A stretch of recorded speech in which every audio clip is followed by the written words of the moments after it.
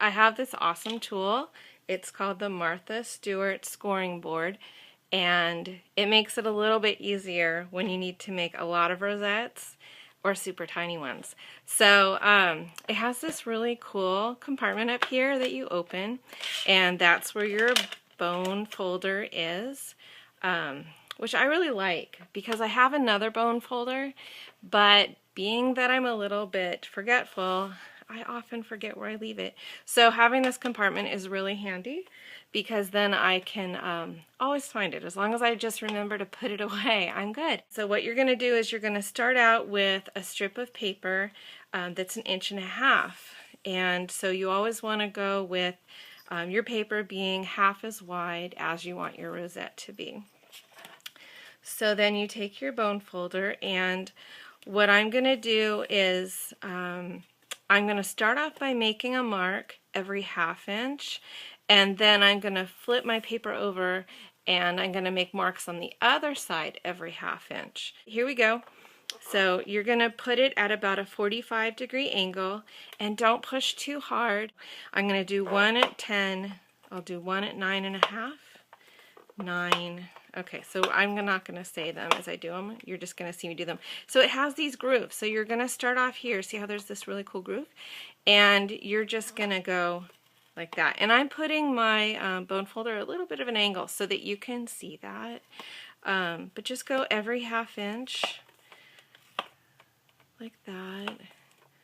Doesn't that make it easy? And because of those grooves, you make sure that you get it in exactly the right spot every time. Now, don't push too hard. You're going to want to practice, because if you push too hard, you're going to go right through your paper. Okay, so now, I don't know if you can kind of see that. So I've got these little marks every 1/2 inch, right? What you're going to do, you're going to take your paper and you're going to flip it exactly like that, because if you go the other way, it might get messed up. Now, at this point, I'm also going to score it every 1/2 inch, but now I'm going to be working from the 1/4 inch mark, which are also on here. So, see, here is your, where are we? Let's say this is 6.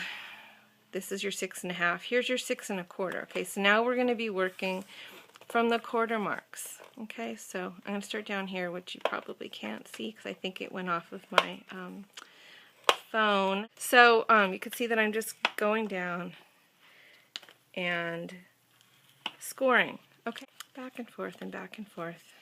Okay, and then every once in a while just kind of pinch it down. And you don't have to do that. I like to do that just to make sure that it's in there. And sometimes it takes practice and you have to hold it, otherwise it does stuff like that.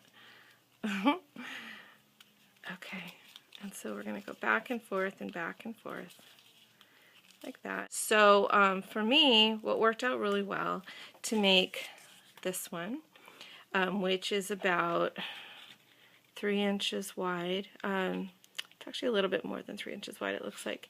And 14 inches of this made a really nice, just slightly more than 3 inch rosette. So you're going to glue them end to end. Here's the thing, when you're connecting your scored and folded paper, see, we don't want to put that on there because it's not going to match up. So we're going to cut that little piece off. Okay, so I went off camera and I created another strip of paper that's been scored and folded, but I didn't think that you needed to be a part of that. So the next step is, what I like to do is, see how there's like a white edge? I don't know if you can see. There's a white edge there, and I'm a perfectionist in some ways. Not in keeping my house clean, but in my crafts, I kind of am. So I'm going to just rub this on the edge just a little bit. And this is an old ink pad. That's why I really like it. It's like 5 years old. So it's not putting too much ink on there. But now I don't have a white edge. So we want this side going down, and the side that we're going to be matching it with is going to be going up. See, it's coming up that way. So I'm just going to use my hot glue gun, because, you know, if you use normal glue, like tacky glue, I love tacky glue, but it's going to take forever to dry, and I'm in a hurry always. So you're just going to put a little bit of hot glue on there, and you're going to put your strip on.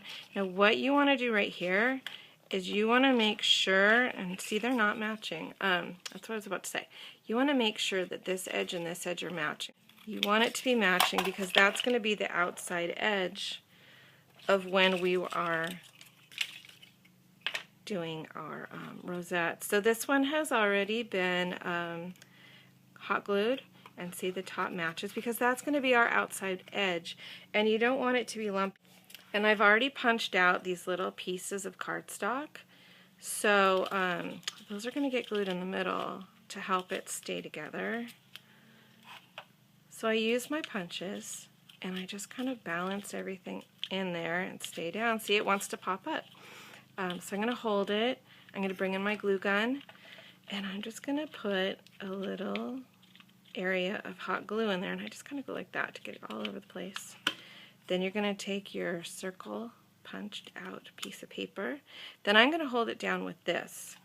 And the reason why I do that is because even though I'm using a low temp glue gun, it's sometimes still a little hot, and I don't want to burn my fingers today. Okay, so now you're going to bring it in like this, and you want to make it go like that. Okay, so now see how it wants to pop out, and I don't want it to pop out. So now is where I'm going to start using my other tools to help it understand what it needs to do. Okay, so I'm going to go like this, and I'm going to pop it down. And then I'm going to bring in my punches, and these are the heaviest punches I have. And then I'm going to flip it over, and I'm going to do it again on this side, because right now it's still kind of poking up a little bit, because, you know, the paper has a memory, and it wants to come back up. It doesn't like being folded. So we're going to go ahead and put in some more glue, and another cardstock circle that I had punched out, and we're going to hold it down. Okay, and we're going to count 5, 4, 3, 2, and 1. Glassed off. And there we go. So now you know my secrets of how to make rosettes, right? So you can have lots of rosettes, just like me. Okay? I'll talk to you soon.